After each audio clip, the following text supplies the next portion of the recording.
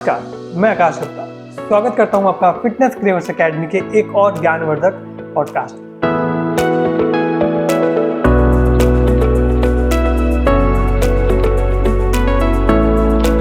बाहर जाना है, यूएस जाना चाहते हो, दुबई में जाके शेख्स को ट्रेनिंग देनी है, दिरहम कमाने हैं, तो ये पॉडकास्ट स्पेशली आप ही के लिए क्राफ्ट किया गया है, तो इसलिए प्लीज़ इसे पूरा देखें।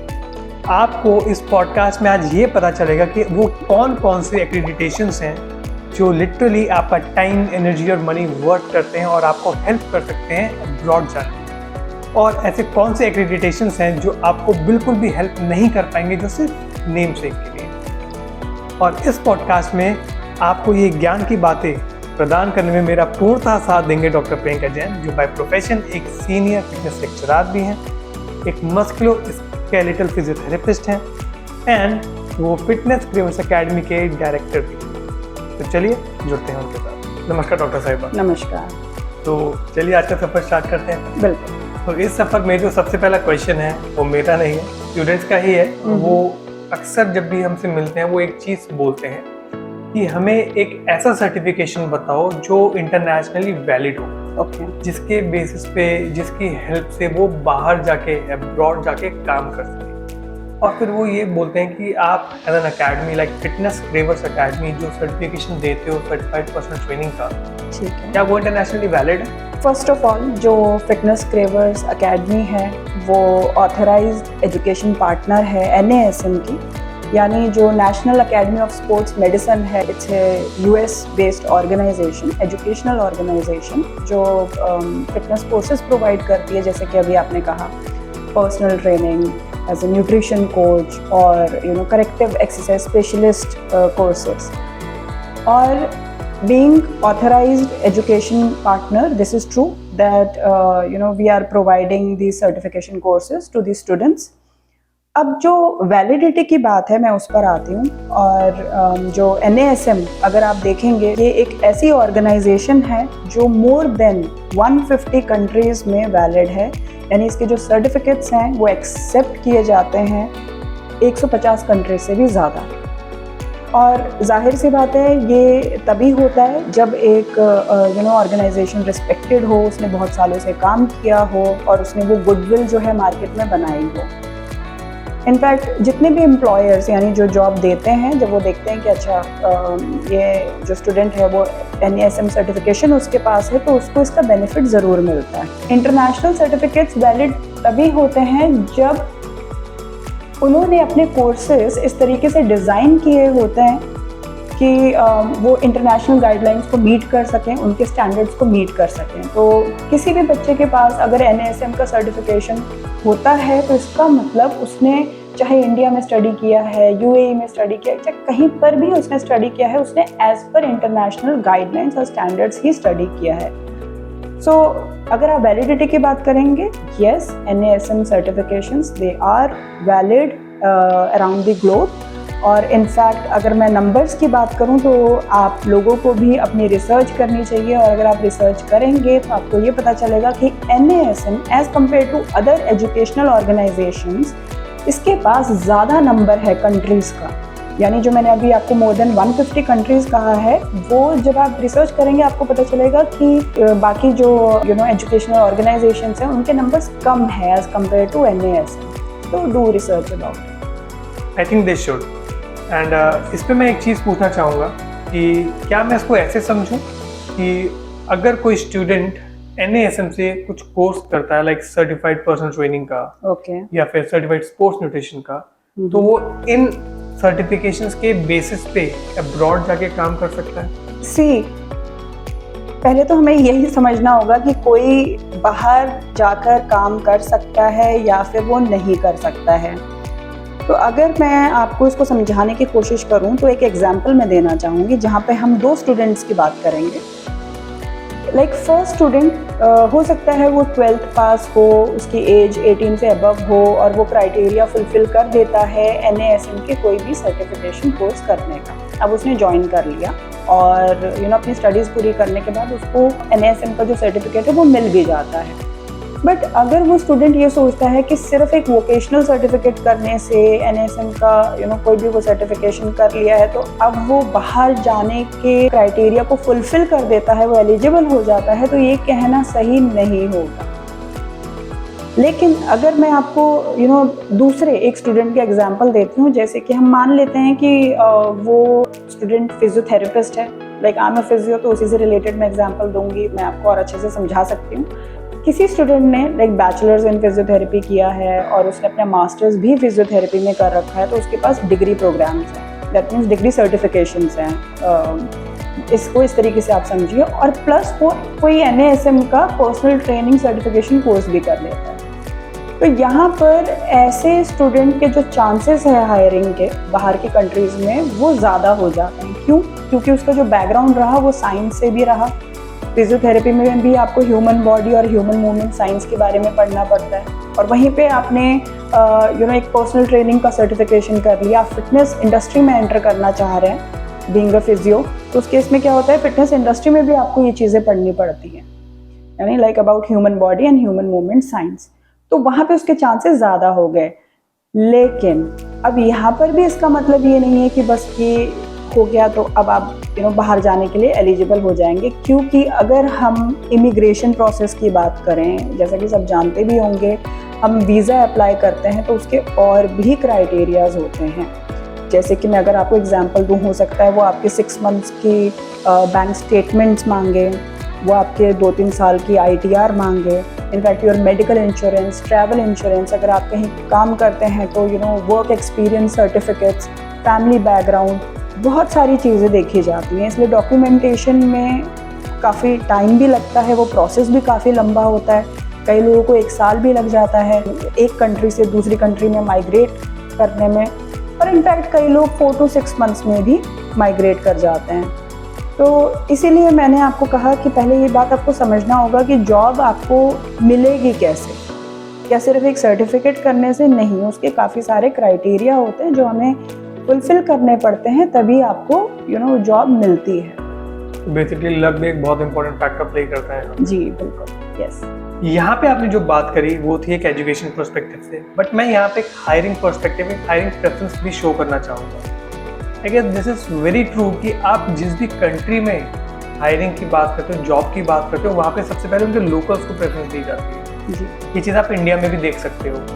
इंडिया में तो कंट्री छोड़िए, आप इंटर स्टेट आप ये देख सकते हो कि वो कहते हैं कि हम सबसे पहले हम इस स्टेट के लोकल से हमें जॉब मिलनी चाहिए। यहाँ पर कंट्री टू कंट्री माइग्रेशन की बात कर रहे हो, इस पे स्टूडेंट्स बोलते हैं अच्छा क्योंकि हायरिंग हो ही नहीं सकती। नहीं, हायरिंग होती है, होती आई है, होती रहेगी और हो सकती है, पर फर्क सिर्फ इतना सा है कि हायरिंग ना थोड़ा सा डिफिकल्ट प्रोसेस हो जाता है जब आप आउट ऑफ कंट्री की बात करते हो। करेक्ट। क्योंकि इमिग्रेशन प्रोसेस मुश्किल है, उसको क्लियर करना, जैसे कि आपने बताया bank statement and so many documents are required, ये कुछ चीज़ें हर कोई जो है मैनेज नहीं कर पाता।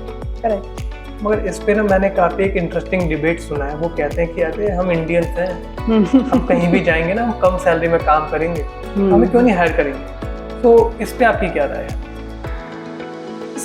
जैसा मैंने आपको कहा था कि क्रेडेंशियल्स, अगर आपके क्रेडेंशियल्स पूरे हैं, आप पूरे उनके क्राइटेरिया को मीट करते हैं और ऊपर से आप कम सैलरी में भी काम करने को तैयार हैं, तो फिर आपकी हायरिंग क्यों नहीं होगी। टैलेंट होना चाहिए आपके अंदर। इनफैक्ट अगर आप अगेन टैलेंटेड हैं, आपके सारी जो डॉक्यूमेंटेशन है वो पूरा है और आपके पास वर्क एक्सपीरियंस हो और आपका अच्छा फैमिली बैकग्राउंड है, सारी चीज़ें जब सही हैं, तो उस केस में फिर कम सैलरी में भी आपको क्यों काम करने की ज़रूरत है। क्योंकि जब आपके ऑनलाइन इंटरव्यूज़ होते हैं, नेगोशिएशन होता है कंपनी के साथ, तो उस केस में आप इनफैक्ट अपनी डिमांड रख सकते हैं कि अच्छा मुझे इतनी सैलरी चाहिए, और वो उसमें भी आपको हायर करेंगे, तो उसमें कोई इशू है ही नहीं।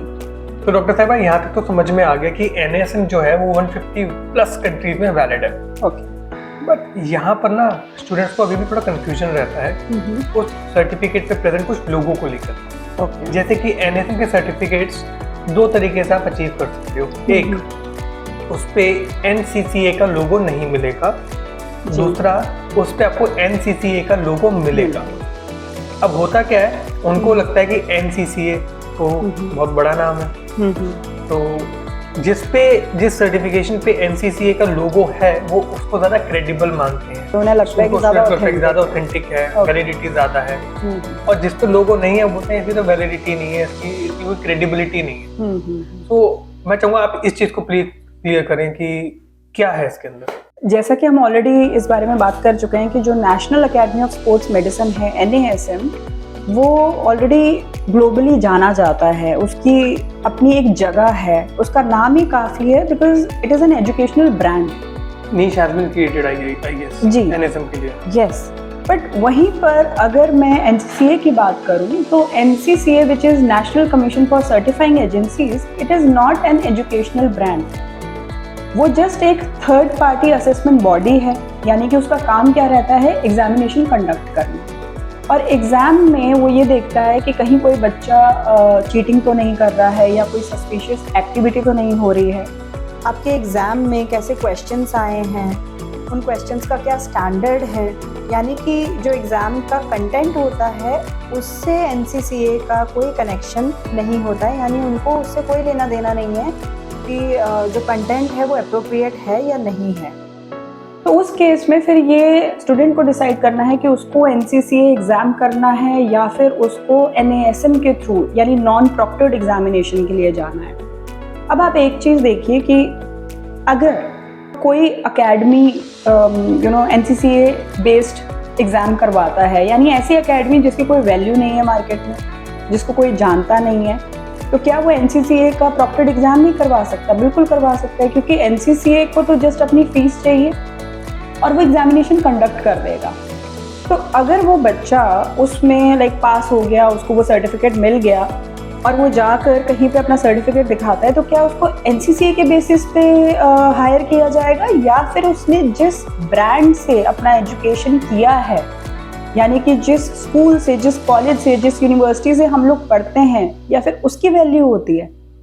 तो ये तो अब खुद ही हमें सोचना चाहिए। जहाँ पे NASM है वो एक ग्लोबल ब्रांड है, उसका खुद का एक नाम है, उसे ये ज़रूरत नहीं है कि अच्छा उसे NCCA ही एक्रेडिटेड ही एग्ज़ाम करवाना है।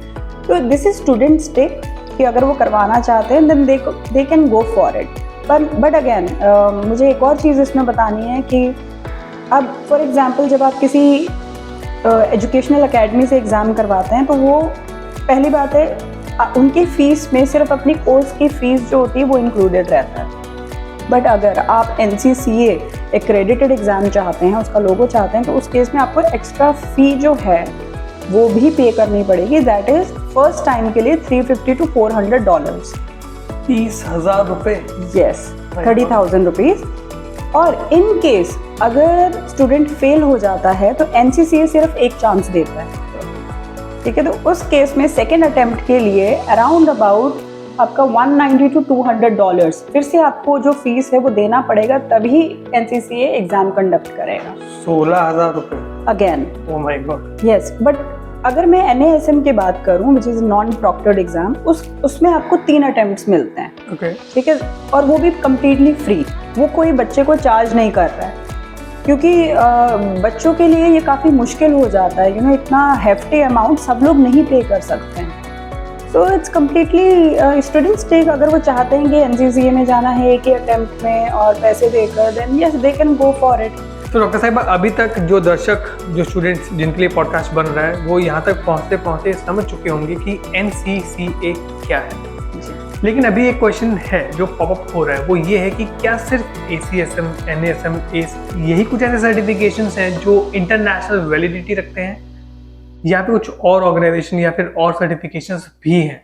क्योंकि इंडिया में स्पेसिफिकली कुछ एकेडमीज हैं जो ये बोलते हैं कि देखो आपको ना ACSM, NASM या फिर ACE करने की ज़रूरत नहीं है बाहर जाने के लिए, आप हमारे थ्रू सर्टिफाई हो जाओ, हम आपको रेप्स देंगे।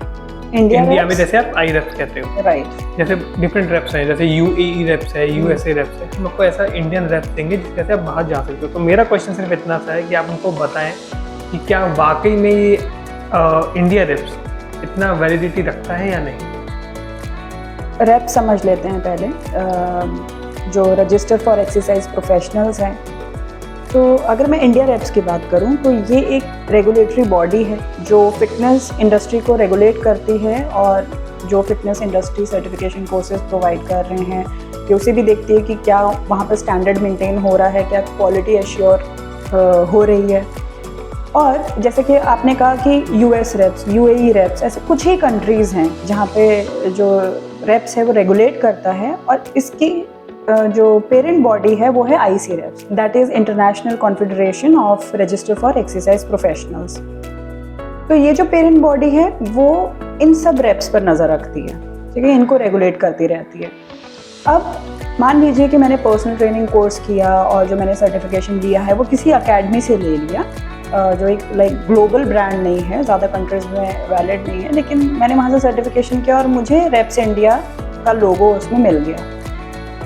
अब मुझे US जाना है, तो US का अपना रेप्स है, अपनी रेगुलेटरी बॉडी है। और आपको ये भी समझना होगा कि ऐसा नहीं है कि अगर आपके पास ऐसा सर्टिफिकेट है जिसमें रेप्स इंडिया का लोगो है तो US में उसको एक्सेप्ट कर लिया जाएगा, क्योंकि वहाँ की रेगुलेटरी बॉडी का अपना एक स्टैंडर्ड है जो कम्प्लीटली डिफरेंट है इंडिया के स्टैंडर्ड से। सो अगेन मैं आपको यही समझाना चाहूँगी कि जो डॉक्यूमेंटेशन प्रोसेस है या फिर जो भी माइग्रेशन प्रोसेस रहेगा, पेपर वर्क रहेगा, वो बिल्कुल सेम रहेगा एज़ कम्पेयर टू अगर आपके पास रेप्स इंडिया का लोगो नहीं भी होता या वैसा सर्टिफिकेट नहीं होता। इनफैक्ट ये भी हो सकता है कि उनके स्टैंडर्ड्स को मीट करने के लिए आपको दोबारा से कुछ कोर्सेज जाकर वहाँ पर करने पड़े, एक्स्ट्रा जो भी उनके सर्टिफिकेशन डिप्लोमा कोर्सेज होते हैं, तो हो सकता है कि आपको उसके लिए भी वहाँ पर अपना और खर्चा करना पड़े। So you need to understand, मेरे पास चाहे सर्टिफिकेट है या नहीं है, जो प्रोसेस है, अगर मुझे US जाना है तो वहाँ का जो रेप्स का पूरा ओवरऑल मुझे अपना आपको रजिस्टर करवाने के लिए जो प्रोसेस रहेगा वो सेम रहेगा, टाइम टेकिंग रहेगा, और उसको आप नहीं कम कर सकते। अब बोला जाता है कि अच्छा ठीक है, पोर्टेबिलिटी मिल जाती है कि अगर आप रेप्स में रजिस्टर हो गए तो आपको एक पोर्टेबिलिटी मिल गई, लेकिन पोर्टेबिलिटी का जो मीनिंग है वो आज तक कई स्टूडेंट्स को समझ नहीं आया ये सर्टिफिकेट लेने के बाद, क्योंकि प्रोसेस जो है वो तो उतना ही टाइम उसमें लग रहा है, तो फिर उसका फ़ायदा तो नहीं दिखता। जस्ट अ मिनट, मैं एक आपको अपनी अंडरस्टैंडिंग प्रेजेंट करता हूँ यहाँ पे। मैं यही समझ में आया मुझे कि अगर मैं इंडियन सिटीजन हूँ, मेरे पास आई रेप्स है जी, और मुझे अब जाना है US, ओके, तो मुझे अपने आप को फिर भी US रेप्स में रजिस्टर कराना पड़ेगा, सारा पेपर वर्क प्रोसीजर सब कराना पड़ेगा। एब्सोल्युटली। अब अगर मैं फिर से इंडियन सिटीजन बट मेरे पास इस बार इंडियन रेप्स नहीं है, ओके, और मुझे फिर से US जाना है, तो मुझे वहाँ पर फिर से अपने आप को रजिस्टर कराना पड़ेगा, पेपर वर्क करना। तो फ़ायदा क्या हुआ? मैं अपने यहाँ डबल पैसा दे रहा हूँ, यहाँ पर भी दे रहा हूँ, US में भी दे रहा हूँ। इट्स बेटर ना कि मैं यहाँ पे कुछ करूँ ही नहीं, मैं डायरेक्ट US रेप्स में जाके अपने को रजिस्टर करा दूँ। करेक्ट। यही जो चीज़ें हैं वो हमारे स्टूडेंट्स को भी समझनी है, तभी वो एक बेटर डिसीजन ले पाएंगे। क्योंकि पहली बात है, अगर आपको इंडिया में आपको अगर रेप्स का लोगो चाहिए, इंडिया रेप्स चाहिए, तो आपको उसके लिए ज़्यादा पे करना पड़ेगा। जो भी अकेडमी आपको सर्टिफिकेशन देगी वो उसका फ़ी पूरा ऐड करके ही आपको सर्टिफिकेट प्रोवाइड करेगी। प्लस अब जब आपको दूसरी कंट्री में जाना है तो वहाँ पे उनका अपना जो रेगुलेटरी बॉडी है, उनके अपने स्टैंडर्ड्स है, उसके मुताबिक आपको अपना पूरा अपने आप को प्रूव करना पड़ेगा कि दैट यू आर एलिजिबल, तो उसका खर्चा जो है वो लगेगा ही लगेगा। तो बेटर तो यही है कि अगर अब फॉर एग्जांपल इंडिया में if I am a personal trainer, मैं फिटनेस प्रोफेशनल हूँ, तो मुझे यहाँ पर मैंडेटरी नहीं है कि रेप्स इंडिया में मुझे रजिस्टर करवाना पड़ेगा।